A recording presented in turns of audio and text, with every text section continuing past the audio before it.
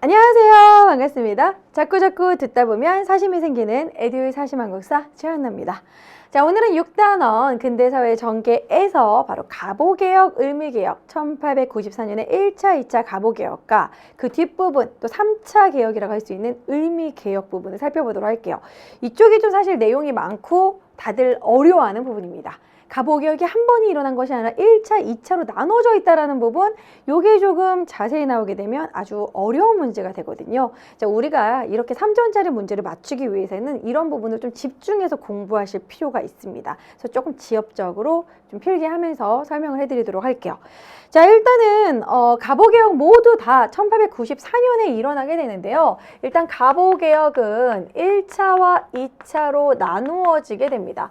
자, 일단 가보개혁이 이루어질 수밖에 없게 된 게 동학농민군들이 원했던 그 패전개혁안을 좀 들어줄 필요가 있었던 것이죠. 그래서 가보개혁은 1894년에 일어나게 되는데 이제 6월달 정도에 1차 가보개혁이 일어나게 됩니다. 그래서 가보개혁의 일단 1차 가보개혁 같은 경우에는 이 동학농민군들의 요구,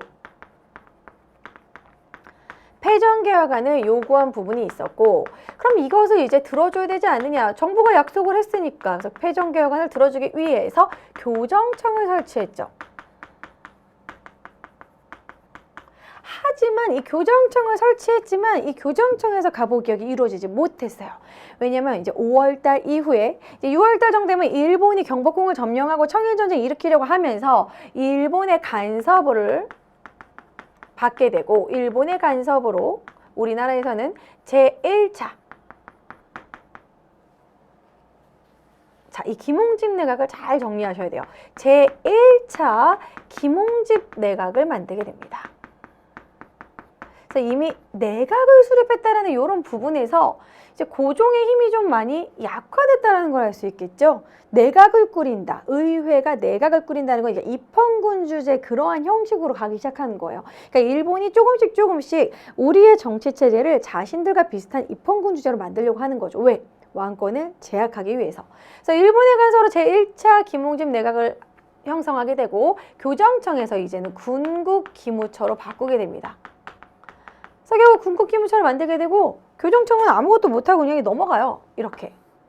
그래서 결국 군국기무처에서 가보개혁을 1차 김홍집 내각 때 이제 형성을 하게 되는데, 그래도 1차 가보개혁은 일본이 한창 청일전쟁 중에 바쁘기도 했고 그 내용 자체는 간섭하지 않았어요. 그러니까 너희들이 김홍집 내각을 꾸려 군국기무처를 만들어, 거기까지는 간섭을 했지만 실제 구체적인 내용에는 간섭을 하지 않습니다. 그래서 1차 가보개혁 내용은 아주 긍정적인 개혁이 많아요. 그러니까 가보개혁 자체가 다 일본이 시켜서 뭐 안 좋은 근대화 개혁이다, 그렇게 말할 수는 없어요.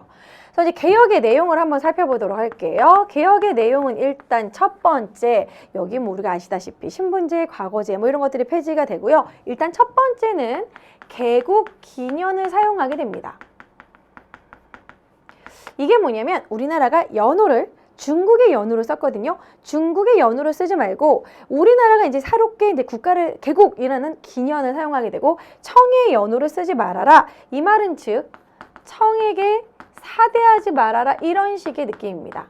그래서 이제 일본 입장에서는 청에게 사대하는 부분이 불편했던 거죠. 청으로부터 벗어나라, 우리한테 의존해라, 뭐 이런 식의 의미라고 볼 수 있고요. 그리고 좀 구체적인 내용, 우리가 원래 의정부에는 6조가 있었어요. 2호, 예병, 현공. 근데 그거는 조선 스타일이죠. 이제는 근대화하면서 이 6조를 8아문으로 명칭을 바꿉니다.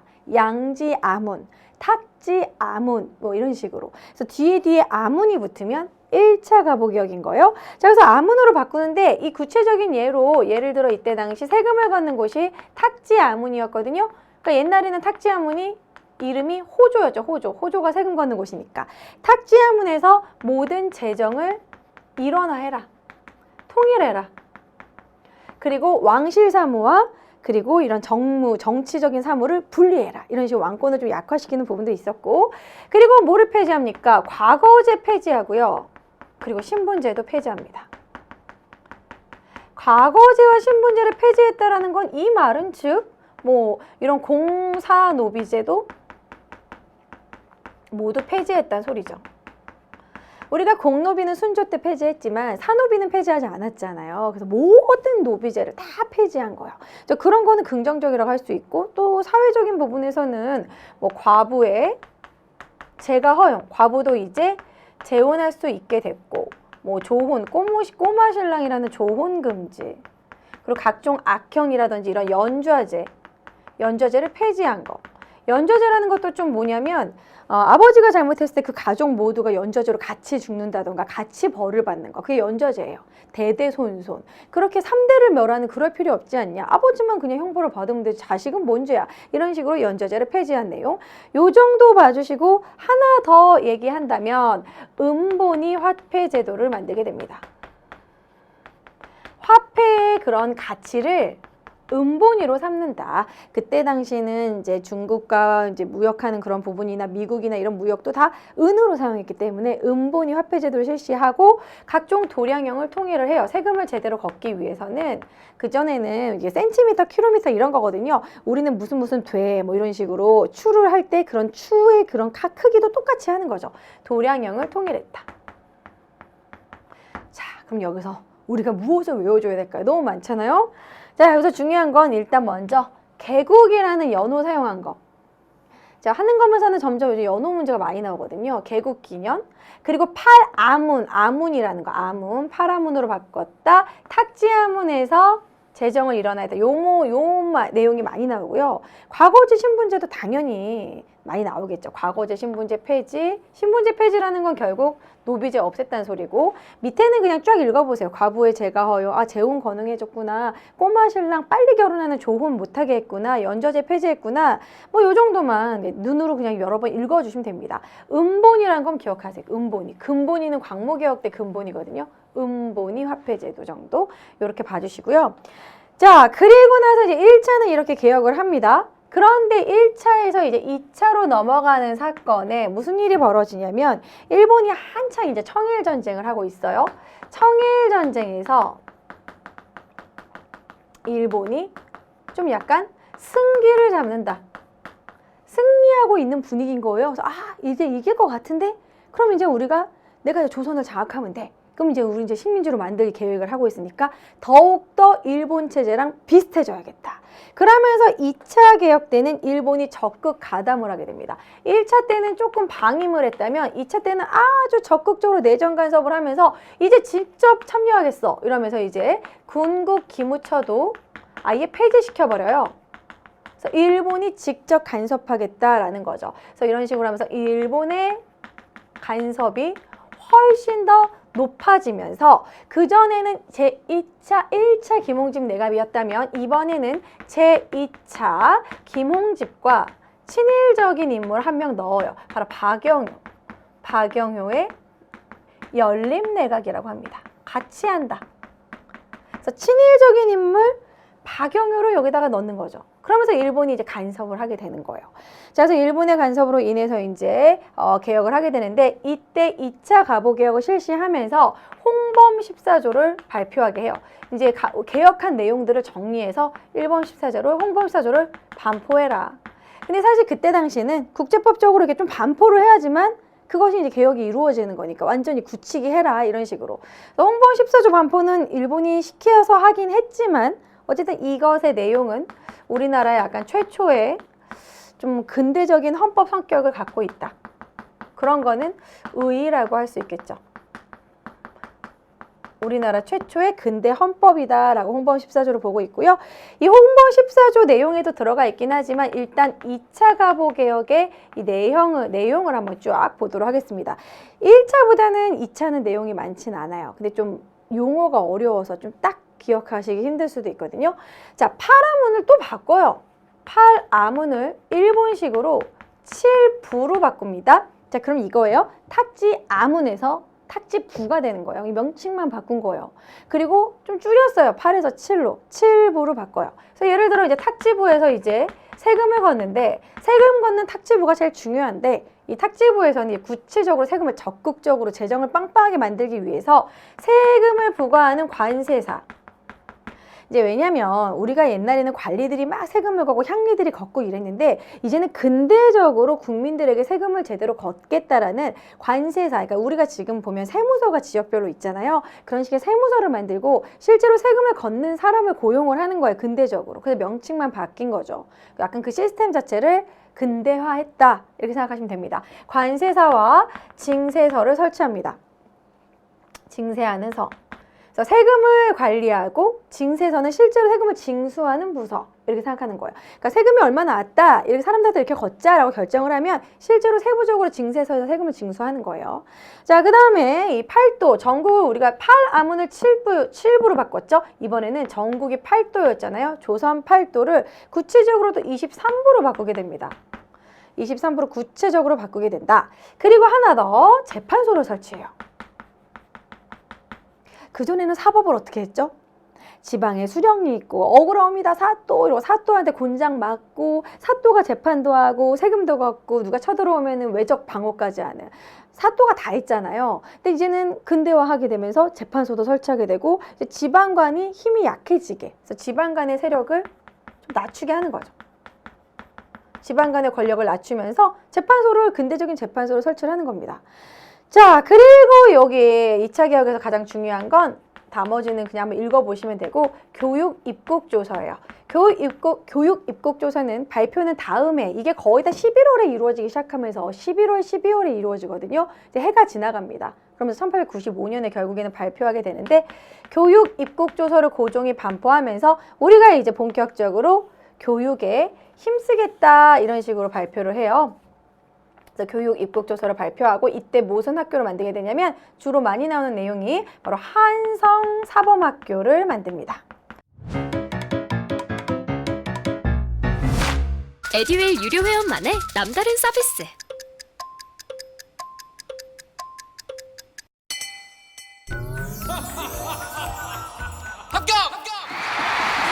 합격하고 돈도 받는 혜택.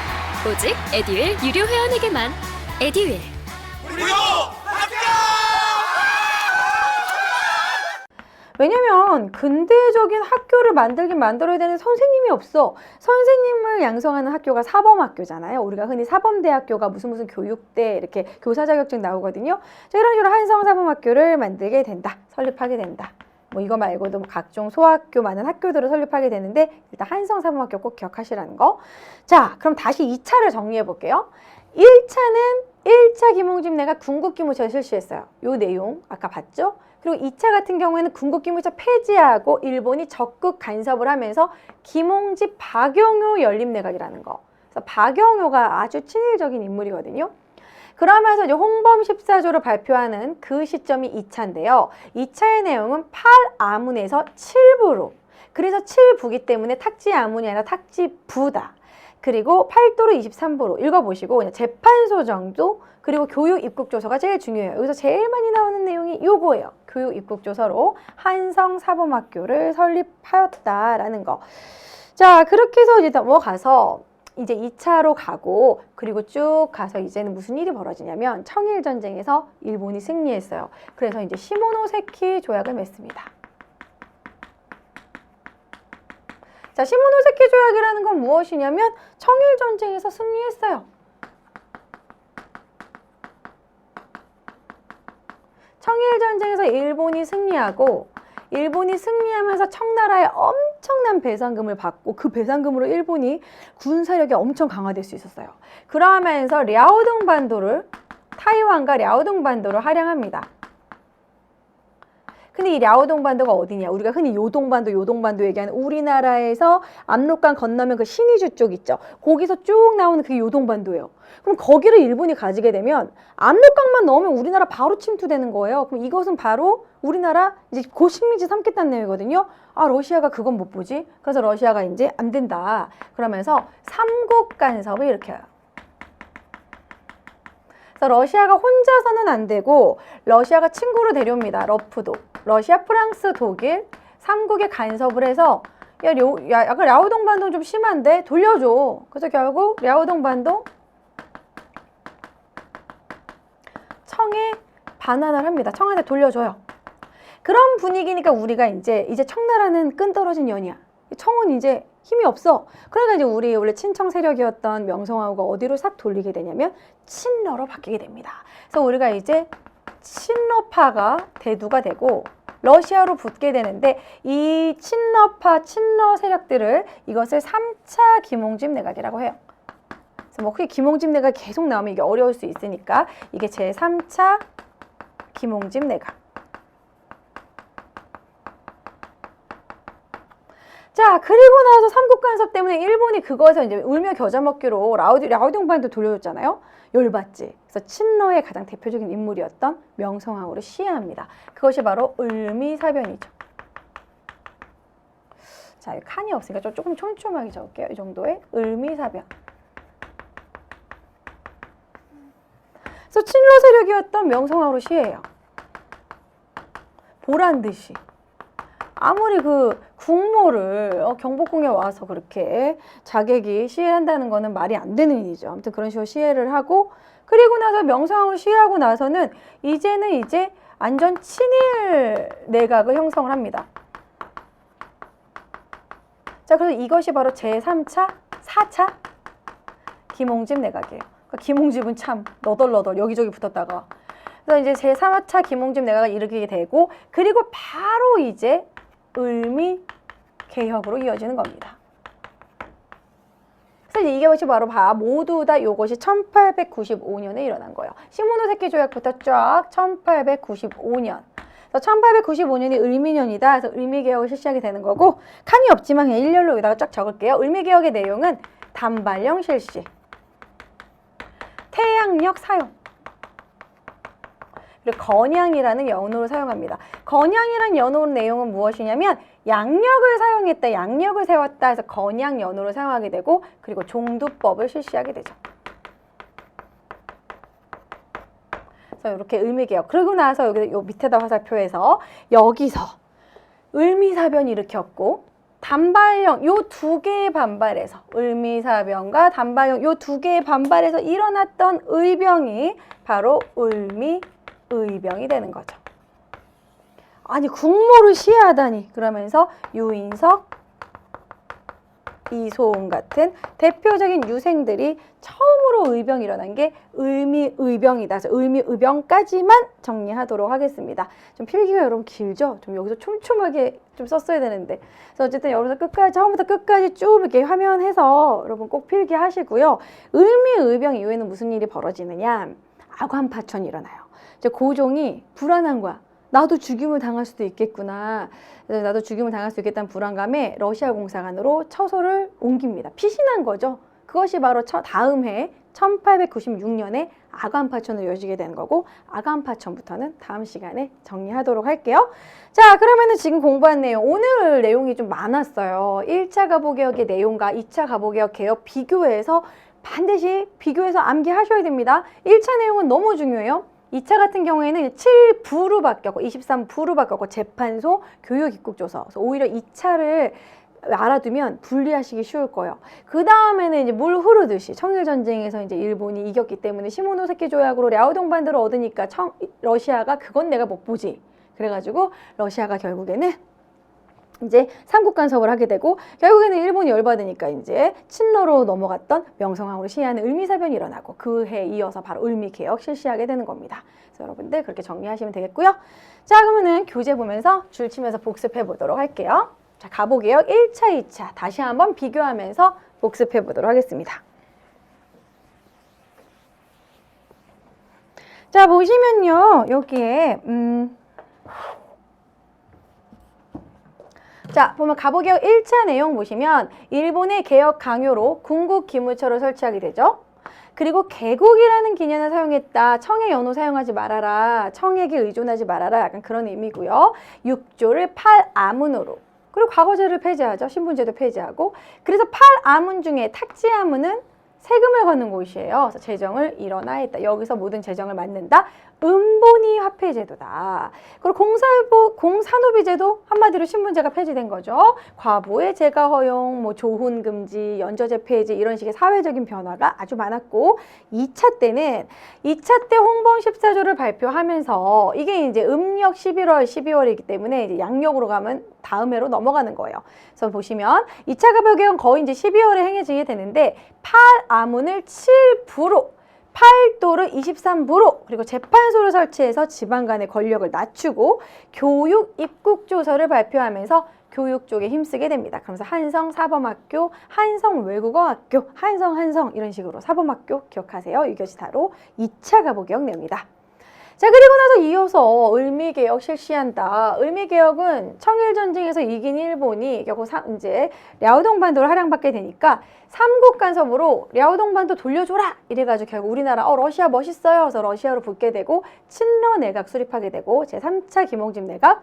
자, 그리고 나서 을미사변이 일어나게 되죠. 그리고 나서 또 다시 친일 내각. 그래서 제4차 김홍집 내각이 되는 거고 양력을 바로 세운다라는 건양이란 연호 사용했고요. 친위대, 진위대를 설치하고 단발령 실시, 양력 사용, 종두법 사용, 하나 더 우체사 설치. 1884년에 갑신정변으로 멈췄잖아요. 이 우체국 업무가. 그거를 이어서 이제 거의 한 10년 넘어서 이제 우체사가 설치됩니다. 자, 그리고 이제 을미의병이 일어나는데요. 명성황후를 시해한 부분, 을미사변과 단발령에 반발해서 유인석, 이소은 같은 최초의 의병 일어나게 되는 거고, 그리고 나서 이어서 고종은 아관파천, 1896년에 고종이 이런 친러 세력의 그런 준비로 인해 가지고 러시아 공사관으로 거처를 옮기게 되는 게 아관파천이다. 그래서 다음 시간에 아관파천과 다시 아관파천부터 이런 러시아의 이권 침탈에 막 반발하는 독립협회 활동, 고종 돌아오고 나서 광무개혁까지 그거는 다음 시간에 배워보도록 할 거예요. 자, 이렇게 정리하면 심플하지만 구체적인 내용이 되게 많은 부분입니다. 그리고 여러분 헷갈리면 안 돼. 1차, 2차를 꼭 구별해서 공부하셔야 되는데요. 실제로 문제는 이렇게 1차, 2차로 나눠서 나오거든요. 자, 그럼 문제 한번 풀어볼게요. 55의 기출 33번. 가에 들어갈 내용으로 옳은 것을 골라보자. 자, 지금 현재 가보개혁 검색을 했을 때 2차 개혁이죠. 군국기무처를 폐지하고 김홍집, 박영효, 연립내각을 만들었습니다. 아예 그냥 내각으로, 의정부에서 내각으로, 8아문에서 7부로, 전국을 8대에서 23부로, 그리고 재판소를 설치하게 되고 지방간의 권한 축소, 우리가 필기한 내용 그대로 있죠? 자, 그 다음에 이제 사회 경제 분야에서 또 뭐가 바뀌게 됐느냐? 이거는 지금 2차 개혁이잖아요. 여기 보시면 지계 발급은 아직 배우지 않았지만 광무개혁 때 실시한 내용입니다. 고종이 광무개혁, 고종이 아관파천 이후에 컴백하고 나서 광무개혁 실시했을 때 태양력 사용, 양력 사용은 을미개혁 때 했던 부분이죠.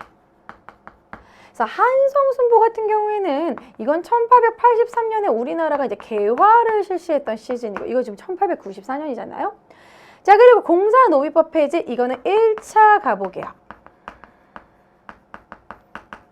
자, 답이 뭐가 된다? 교육 입국조서가 된다. 이게 바로 2차 가보개혁 내용이다. 그래서 5번이 정답이 되는 거죠. 그래서 이렇게 여러분들이 암기만 완벽히 좀 해주시고 분리만 되면 그렇게 어려운 내용은 아니거든요. 그래서 이렇게 5번으로 풀면 되고 나머지는 모두 다 아니니까 이렇게 체크하면서 이게 내용이 이 시즌이 개혁이 많아요. 1차 가보개혁, 2차 가보개혁, 을미개혁 있고 또 광무개혁이 있어요. 그래서 이 개혁 4개가 막 합쳐지게 되면 헷갈릴 수 있거든요. 하나하나로 완벽하게 꼼꼼하게 파악하고 기억을 해야지만 구별이 가능합니다. 그렇게 하기 위해서는 여러 번 반복하면서 공부하시는 게 제일 좋아요. 처음에 이걸 내가 완벽히 다 외워도 뒤돌면 헷갈릴 수 있거든요. 다시 눈으로 필기한 걸 다시 보고 교재를 다시 한번 봐서 여러 번 말하지만 눈에 바르듯이 딱 구별하실 수 있으면 될 것 같습니다. 자, 이렇게 해서 오늘은 가보개혁 1차, 2차 그리고 을미사변과 을미개혁까지 살펴봤습니다. 그래서 오늘 필기한 내용이 좀 많았는데 여러분 1차, 2차 가보개혁 꼭 구분해서 알아두시고요. 을미개혁까지 개혁의 종류 딱 나눠주시고 다음 시간에 광무개혁과 독립협회 내용 쭉 이어서 또 공부해 보도록 할게요. 자, 수고하셨고요. 다음 강의에서 만나도록 할게요. 안녕!